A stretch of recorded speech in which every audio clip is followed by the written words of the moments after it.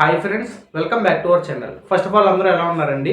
ఈ వీడియోలో మనం డిస్కస్ చేసే టాపిక్ ఏంటంటే రైల్వేలో group A, B, C, D అనే 4 సర్వీసెస్ అయితే ఉంటాయి.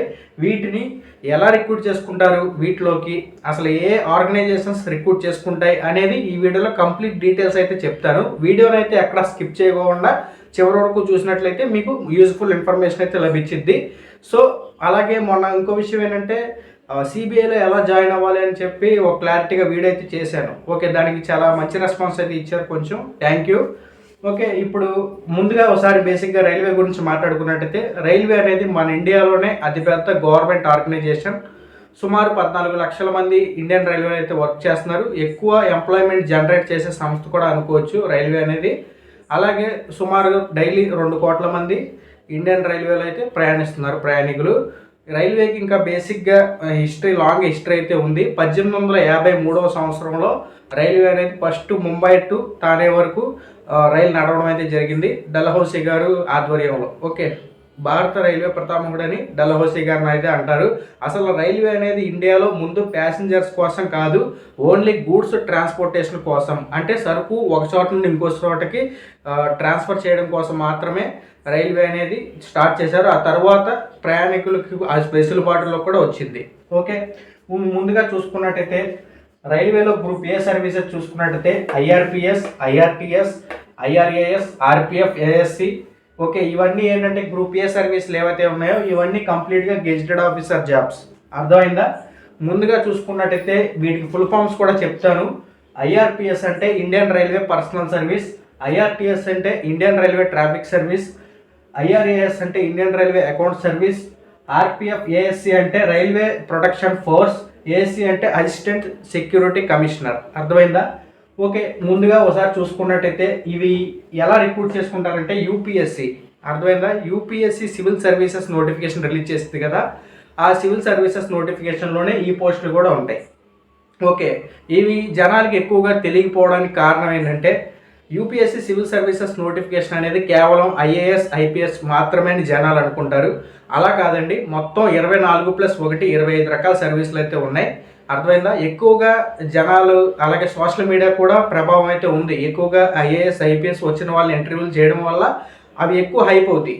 పైగా ఎక్కువ పోస్టులు కూడా అయ్యే ఉంటాయి. అవి ఎన్ని 200 పోస్టులు, 150 పోస్టుల దాకా ఉంటాయి ఐఏఎస్లు, ఐపీఎస్లు.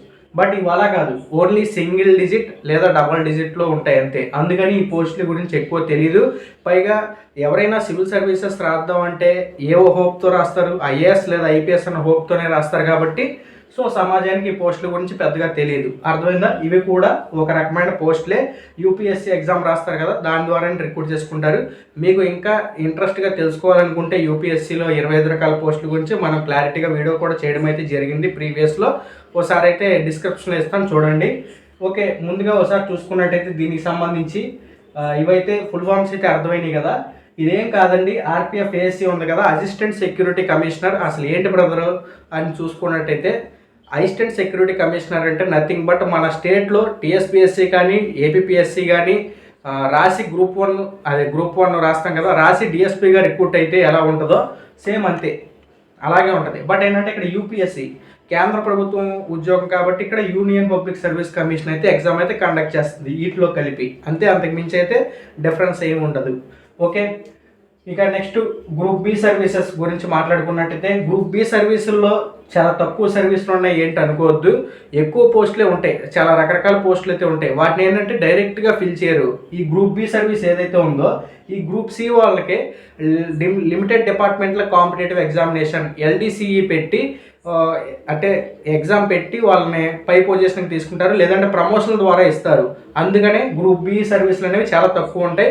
వాటి గురించి చూసుకున్నట్టయితే ఎస్ఎస్సి సిజిఎల్ ద్వారా assistant section officer in railway. Okay, ministry of రైల్వేలో అసిస్టెంట్ సెక్షన్ ఆఫీసర్ అనే పోస్ట్ ఉంటుంది. దానికి ఎస్ఎస్సి సిజిఎల్ ద్వారా ఎగ్జామ్ పెట్టి అందులో అయితే తీసుకోవడం అయితే జరుగుతుంది.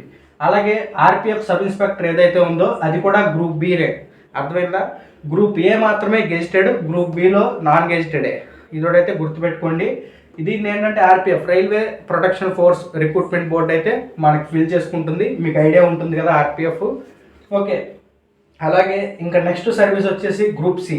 ఈ గ్రూప్ సిలో చూసుకున్నట్టయితే RRB, NTPC, assistant loco pilot, technician grade 1, grade 3, RRB NTPC under graduate. ఈ అండర్ గ్రాడ్యుయేట్ అంటే 12th క్లాసు లేదా డిప్లొమా చేసిన వాళ్ళైతే ఎలిజిబుల్ అవుతారు. అలాగే ఆర్ఆర్బి జేఈ. సో ఇవన్నీ ఏంటంటే గ్రూప్ సి జాబ్స్. వీటిని ఏంటంటే ఆర్ఆర్బి రైల్వే రిక్రూట్మెంట్ బోర్డ్ అనేది రిక్రూట్ చేసుకుంటుంది. అర్థమైందా? అలాగే ఆర్పిఎఫ్ కానిస్టేబుల్ కూడా గ్రూప్ సి కేటగిరీ కింద అయితే వస్తుంది. దీన్ని railway protection force RPF board అయితే రిక్రూట్మెంట్ బోర్డు అయితే రిక్రూట్ చేసుకుంటుంది. అర్థమైంది కదా? ఇప్పుడు నెక్స్ట్ గ్రూప్ డి సర్వీసెస్ గురించి మాట్లాడుకున్నట్టయితే జనరల్గా మీకు తెలిసిందే ఎక్కువ సంఖ్యలో పడతాయి. గ్రూప్ డి సర్వీసెస్ గురించి మాట్లాడుకున్నట్టయితే ఆర్ఆర్సి రైల్వే రిక్రూట్మెంట్ సెల్ అయితే రిక్రూట్ చేసుకుంటుంది. మనకి ఇందులో పాయింట్స్ మెన్, ట్రాక్ మెన్ ఇలాంటి రకరకాల పోస్టులు అయితే ఉంటాయి. అర్థమైందా? మీకు డిజిగ్నేషన్స్ అన్నీ ఎక్కువ అయితే చెప్పలేదు. రైల్వేలో ఉన్న పోస్టుల గురించి అన్నిటి గురించి మాట్లాడుకోవాలంటే ఈ బోర్డు అయితే సరిపోదు. అన్ని రకాల పోస్టులు అయితే ఉంటాయి. అర్థమైందా? మీరు గ్రూప్ డిలో స్టార్టింగ్లో గ్రూప్ డిలో రిక్రూట్ అయ్యారనుకోండి, నో ప్రాబ్లం. మీకు 3 years కంప్లీట్ అవ్వగానే ఎల్డిసిఈ లిమిటెడ్ డిపార్ట్మెంట్లో కాంపిటేటివ్ ఎగ్జామినేషన్ అనేది ఉంటుంది. అవి పడినప్పుడు మీకు గ్రూప్ సిలో ప్రమోట్ అయ్యే అవకాశం ఉంటుంది, ఎగ్జామ్ రాసి పాస్ అయితే. అలాగే గ్రూప్ సిలో కనుక మీరు రిక్రూట్ అయ్యారనుకోండి, ఈ గ్రూప్ సిలో మీరు రిక్రూట్ అయితే కనుక ఒక 3 సంవత్సరాలు చేసినట్లయితే మీకు గ్రూప్ బిలోకి అయితే వెళ్తారు. అర్థమైందా? లిమిటెడ్ డిపార్ట్మెంట్లో కాంపిటేటివ్ ఎగ్జామినేషన్ అనేది పెడతారు. అది రాసి అందులో ఎక్కువ మార్కులు తెచ్చుకుంటే కనుక మీ గ్రూప్ బిలోకి అయితే వెళ్తారు. లేదు బ్రదర్, ఇప్పుడు నేను లైఫ్ లాంగ్ గ్రూప్ సి కొట్టాను, ఏ ఎగ్జామ్ రాయలేదు, ఇందులోనే చేయాలా అంటే అలా ఉండదండి. కొన్ని పోస్టులను బట్టి కూడా మీరు గ్రూప్ బిలోకి ప్రమోషన్ ద్వారా వెళ్తారు. ఇక్కడ ఒక విషయం గుర్తుపెట్టుకోండి, ఇప్పుడు ఎల్డిసి ఎగ్జామ్ రాస్తే బెనిఫిట్ ఏంటి, అసలు ఏ ఎగ్జామ్ రాయలేదు కేవలం జాబ్ చేసుకుంటానే పోతే ఉండే నష్టం ఏంటి అనేది చూసుకున్నట్టయితే, మీకు ఎలిజిబిలిటీ వచ్చిందనుకోండి ఎల్డిసి ఎగ్జామ్కి 3 years చేస్తే రాసుకోవచ్చు. ఓకే, రాసుకున్నారనుకోండి ఆ డిపార్ట్మెంట్లోనే మీకు పై స్థాయికి ఎదగడానికి ఇంకా అవకాశాలు ఉంటాయి. ఓకే, మీకు ఎప్పుడో ఒక 10 సంవత్సరాల తర్వాత ప్రమోషన్ వచ్చింది. అదే మీకు 3 సంవత్సరాల తర్వాత ఎలిజిబిలిటీ వచ్చింది, ఆ ఎగ్జామ్ రాసుకుని ఆ పోస్ట్కి వెళ్ళొచ్చు కదా. సో మీకు ఆ తర్వాత ఇంకా ప్రమోషన్లు అయితే బాగా ఉంటాయి. అంతేగాని మీరు ఎటువంటి ఎగ్జామ్ రాయలేదంటే ప్రమోషన్స్ ద్వారానే వెళ్దాం అనుకుంటే కొంచెం టైం పట్టింది, ఎటువంటి ఎగ్జామ్ రాయకపోతే. ఇదొకటైతే గుర్తుపెట్టుకోండి. అలాగే ఇప్పుడు గ్రూప్ బిలు ఉన్నారు, వాళ్ళకు కూడా కొన్ని ఎగ్జామ్లు ఉంటాయి గ్రూప్ ఏకి వెళ్తాయి. ఓకే, అలా అయితే చూసుకోవాలి. అలాగే గ్రూప్ బిలో ఎటువంటి ఎగ్జామ్ రాయిపోయినా గ్రూప్ ఏకి డైరెక్ట్గా వెళ్ళొచ్చా అంటే వెళ్ళొచ్చు. ఈ assistant section officer in railway ఉంది కదా, వీళ్ళకి కనుక ప్రమోషన్ వస్తే ఇండియన్ రైల్వే అకౌంట్ సర్వీస్లోకి వెళ్ళే ఛాన్సెస్ అయితే ఉంటాయండి. ఓకే, అలాగే ఆర్పిఎఫ్ సబ్ ఇన్స్పెక్టర్ ఉంది కదా, ఆర్పిఎఫ్ సబ్ ఇన్స్పెక్టర్గా కనుక మీరు రిక్రూట్ అయితే కనుక మీకు నెక్స్ట్ ఇన్స్పెక్టర్ అవుతారు. కొన్ని సంవత్సరాల తర్వాత ప్రమోషన్ వస్తే, ఆ ఇన్స్పెక్టర్కి ప్రమోషన్ వస్తే ఇది అవుతారు ఏఎస్సి. అర్థమైందా? అసిస్టెంట్ సెక్యూరిటీ కమిషనర్ అవుతారు. అదే అసిస్టెంట్ సెక్యూరిటీ కమిషనర్ కూడా ప్రమోషన్ వస్తే డిప్యూటీ సెక్యూరిటీ కమిషనర్ అవుతారు.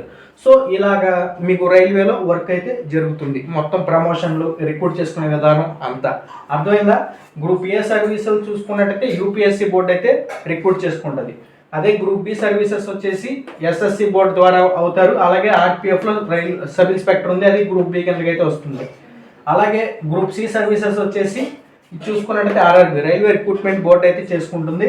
అలాగే గ్రూప్ డి సర్వీసెస్ వచ్చేసి ఆర్ఆర్సి రైల్వే రిక్రూట్మెంట్ సెల్ అయితే మనకి రిక్రూట్ చేసుకుంటుంది. సో మొత్తం రైల్వే గురించి చెప్పాలంటే నెట్వర్క్ అయితే ఇది. మీకు బేసిక్ లెవెల్లో అర్థమయ్యేలాగా ఏంటి అనేది అయితే క్లారిటీ ఇచ్చాను కదా. మీకు ఏమన్నా డౌట్ ఉంటే కామెంట్ చేయండి.